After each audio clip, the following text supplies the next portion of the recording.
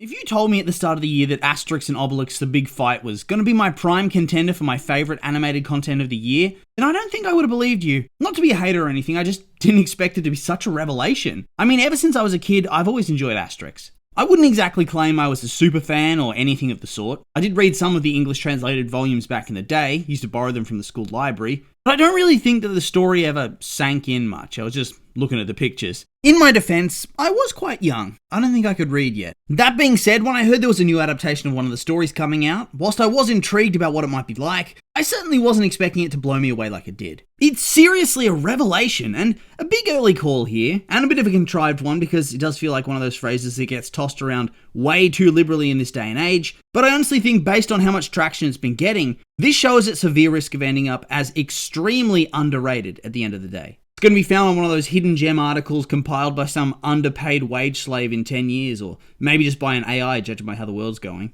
Taking a look at its Rotten Tomatoes, it doesn't have much attention at all. The audience that has watched it seems to enjoy it, with a 92% score off less than 50 reviews, but it only has a single critical review. One. I'd expect that a notable franchise like this would at least get a little bit more attention, wouldn't it? I guess that's the message of today to take away from this video. Asterix and Obelix The Big Fight is too good to remain some obscure, untouched miniseries. It deserves a whole lot of love, and I suppose I'll just have to talk my way through why. Also, for some reason when I sat down to watch through this, I kind of thought it was going to be a movie. So maybe I'd be there for 90 minutes and be done and dusted. But nope, it was actually a miniseries and much more of a time sink than I was expecting, but hey, it was very much worth it.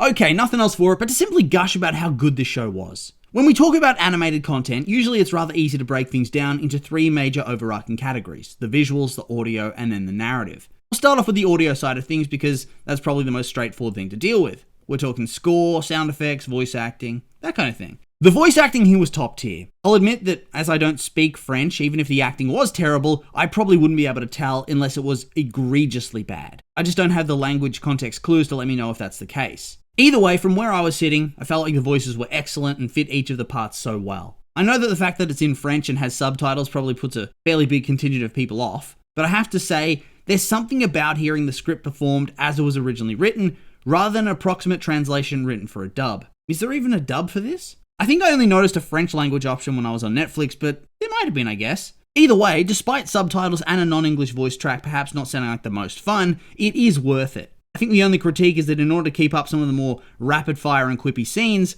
the subtitles have to go at breakneck pace, which means that you don't always get to fully read and digest what's going on, which means that you don't get the full experience. It is a shame, but it is what it is, and it's only really a minor issue. It's not happening in every single scene. Then we come to the musical component. A whole lot of random song montages and modern music was infused into this thing. I often find that can be hit or miss. Sometimes it's going to work, and then sometimes it helps it ascend to the next level, like the songs do in Shrek and Shrek 2. I wouldn't go so far as to say the music usage is on the level of Shrek, which is probably the greatest of all time at that sort of thing, but it's still very good. It adds a lot of comedy to everything that's going on, and just enhances the experience. Then of course you've got the sound effects. Hey, what, this is not a category I'd normally be taking notice of in most animated shows or films. Not to denigrate the people who work on that sort of thing, but it's just not usually noticeable. Here it was noticeable, and it enhanced everything, particularly the comedic side of things, just really well implemented overall. So audio, that's a success, which in turn brings us to the visuals. For starters, the quality of the animation is so much higher than anything I was expecting. Just really high quality designs of the world and the characters,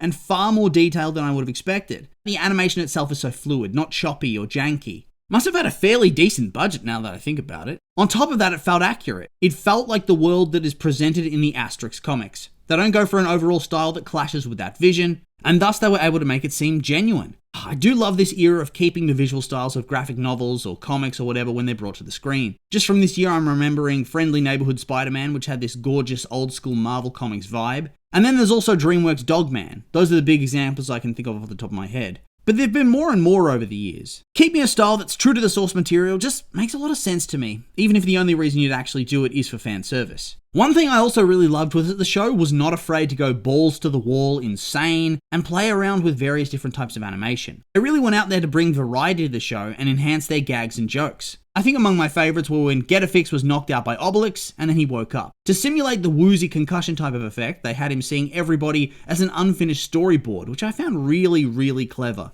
Getafix again had a great sequence at the start of an episode whilst he was still insane. It was a long and protracted kids show with childish, goofy animation. It was just glorious. Absolutely glorious. The action within the show itself, top tier. Really fluid and bombastic, it draws you in, and it isn't just the boring punch, kick, block type of fighting. They're doing some really creative things on screen, particularly when it's the Gauls using magic potion to beat down the Romans trying to attack their village. I think the only thing I didn't like visually from this show was that sometimes it felt too flashy for my tastes. Yes, I realized the show has a warning at the start talking about how it has flashing lights, but even then it did sometimes feel like I was in that episode of The Simpsons where they watch the cartoon that causes seizures. It was just a little bit uncomfortable at times and could linger a bit too long. Almost top marks in both audio and in visuals, which in turn brings us to the narrative. From here on out, there's going to be significant story spoilers, so fair warning. The story is loosely based on a comic book tale of the same name from 1966, titled Asterix and the Big Fight. It's not a 100% adaptation, judging from what I've read,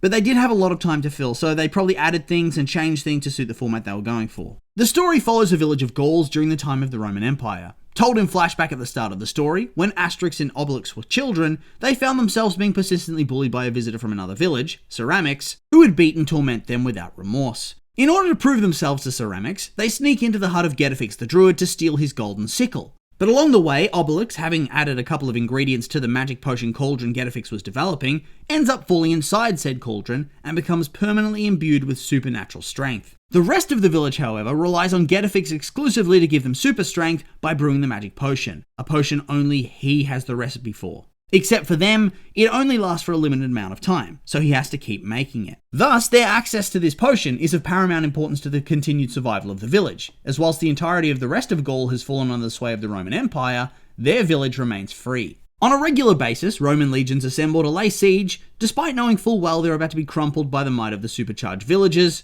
who beat them as if they're trying to rack up points in a video game. Absolutely a one-sided struggle that always ends with the Romans going home battered and broken again and again. Meanwhile in Rome, Julius Caesar, at the goading of his mother, decides that all of Gaul needs to come under Roman rule. Previously, they'd been operating under the belief that simply owning the majority of Gaul was good enough for them to claim that they ruled it, but no longer. The general and his niece Metadata make their way to Gaul alongside an army to take control of the provincial army and conquer the town. To do this, they plan to kidnap Getafix, although the general wants him dead against Metadata's will, to ensure that the village has no access to magical potion, before using rival chief and old enemy of Asterix and Obelix, Ceramics, to challenge current chief, Vital Statistic, to the big fight, which will determine who gets to rule both of the villages. If Ceramics wins, he's the new chief of the Arnorian village and thus it gets brought fully into Roman rule. If not, then Rome continues to look very stupid. Therefore, it's important for Getafix to be dealt with. Luckily for the Romans, the poor old druid's feeling fairly overworked and underappreciated, with people only ever caring about getting his remedies and potions. He goes out on his own to collect ingredients and get some space,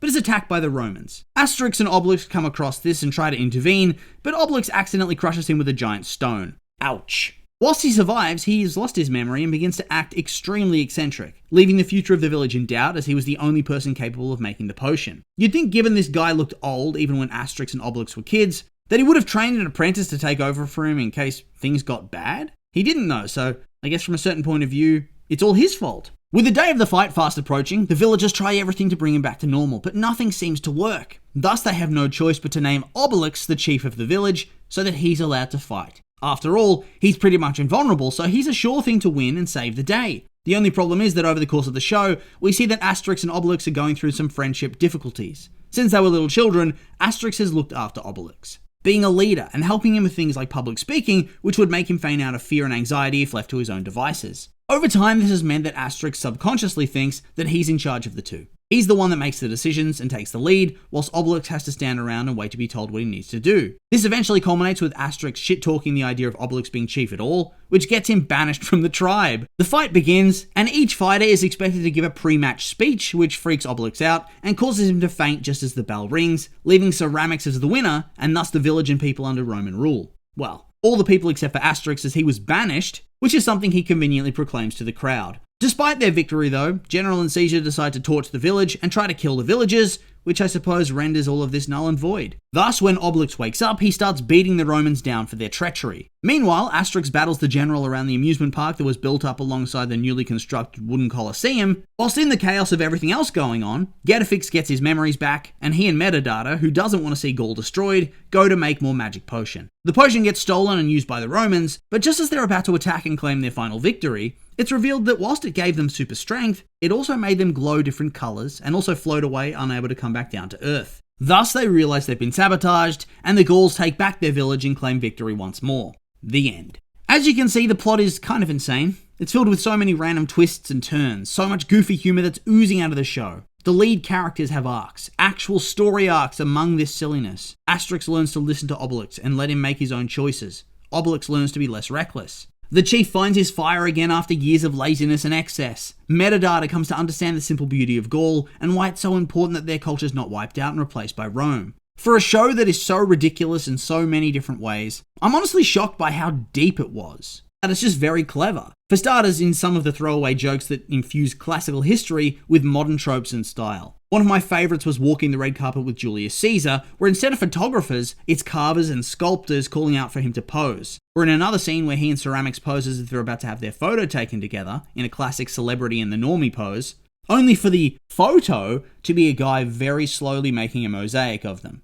There are dozens of these types of jokes in every single episode, and in my opinion, pretty much all of them land. The dialogue is clever and sharp, and they even utilise the occasional fourth wall break rather well, which I think is hard to do. Finally, I just think it was clever that they have this story with unstoppable characters like Obelix and the village when high on potion, and yet they're able to craft it in a way that puts them in peril and doesn't feel forced. It makes sense, and thus it ties the story together nicely. It lets you attach stakes to characters that would otherwise have nothing to contend with, and thus it prevents things getting boring. All in all, this show needs more love because it is very good in pretty much every single way, and I hope they're going to adapt more of these going forward. With all that being said, these have just been my opinions, and now I'd like to hear yours. What did you think of Asterix and Obelix The Big Fight, if you've seen it? Did you like it? Hate it? I'm curious for your thoughts, so make sure to like, comment, and subscribe, and let me know.